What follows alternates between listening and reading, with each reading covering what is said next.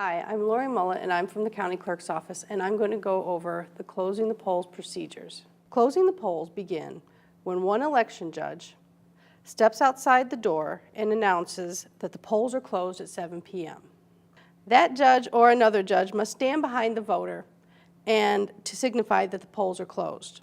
Any person who is not in line after 7 p.m. may not vote. After all the voters have cast their ballots and have left the facility, judges may lock the door and take down all of the voting signs along with any of the metal signs that are out by the road.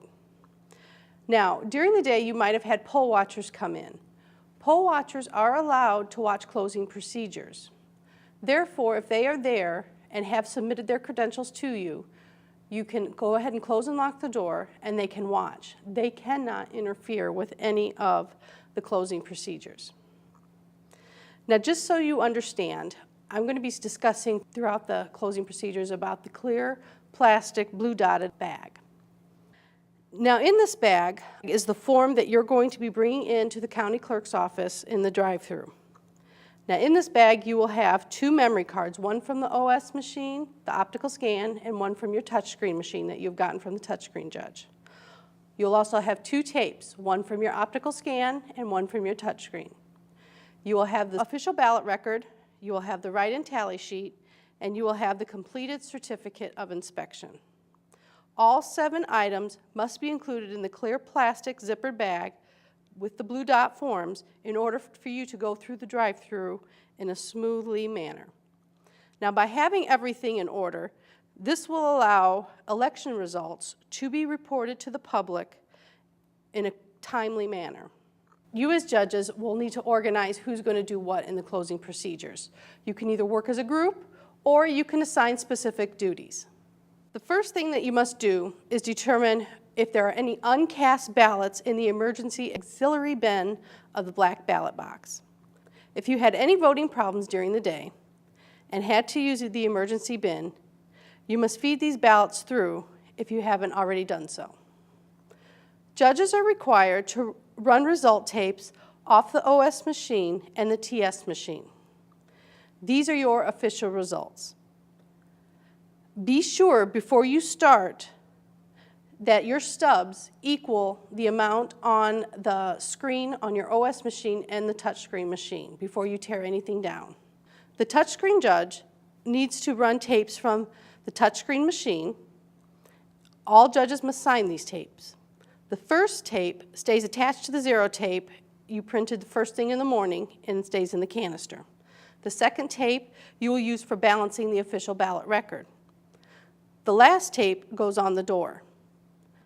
The touchscreen judge unlocks the touchscreen machine, removes the memory card, and places the card in the clear plastic zippered blue dotted envelope, along with the memory card from the OS machine. The canister from the touchscreen machine will go into the black bag with the voted and unvoted ballots. Now for the OS machine. Judges need to go to the after the polls close envelope, take out the ender card, and go to the optical scan machine and begin the process of closing down the optical scan using these instructions. First, you're going to unlock the black ballot box using the black key. Unlock the cover of the top of the optical scan machine using the red key and place that cover aside. One judge will need to simultaneously press the yes/no button on the OS machine while another one sends the ender card through just like you would a ballot. Now, you have to always make sure that the cover is already off because printing is going to start immediately. One tape will completely run with all the results. When done, you will tear it off. All judges will sign that tape just like you did for the touchscreen machine.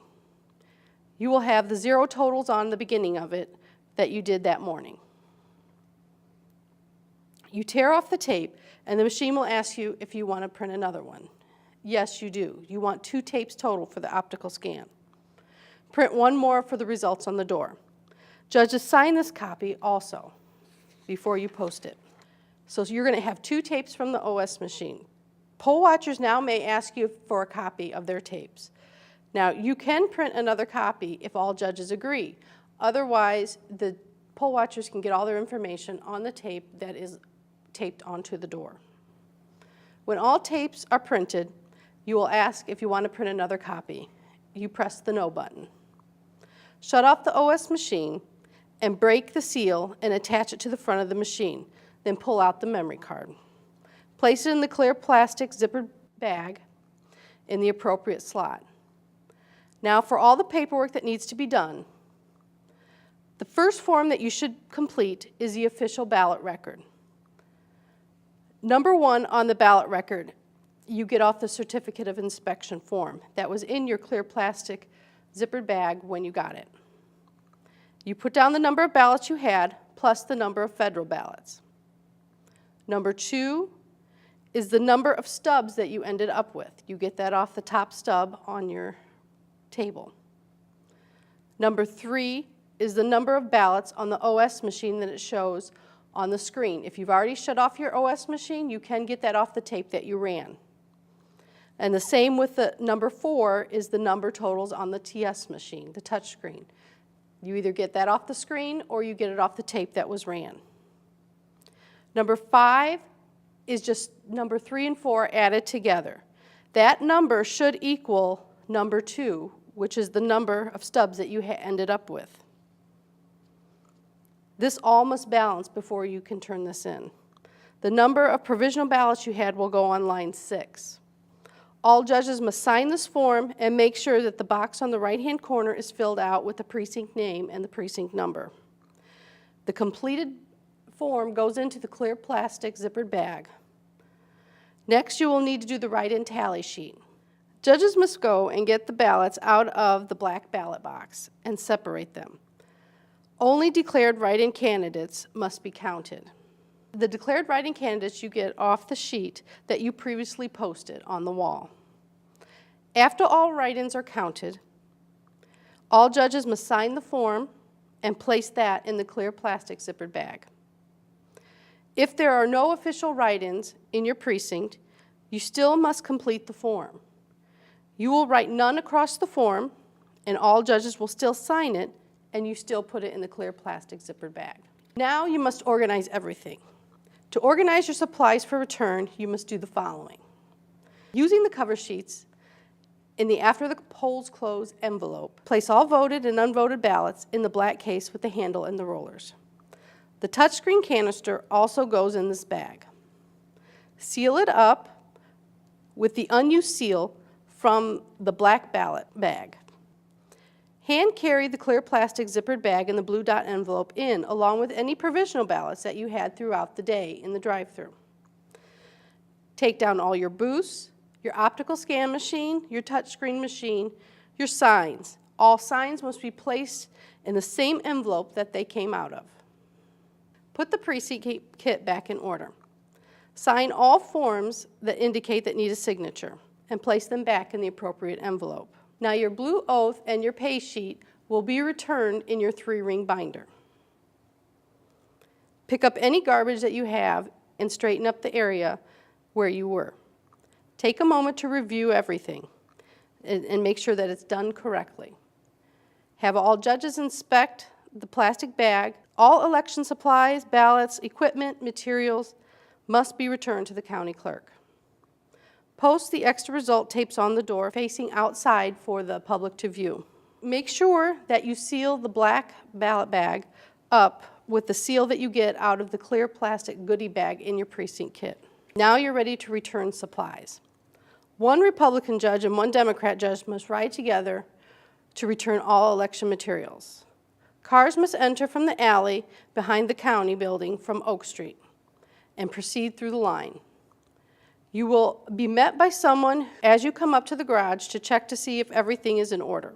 If you don't have the clear plastic bag and the correct information, and along with any provisional ballots that you've had, you will be instructed to drive through the garage and park and come in the Court Street entrance and go over everything with one of the office personnel.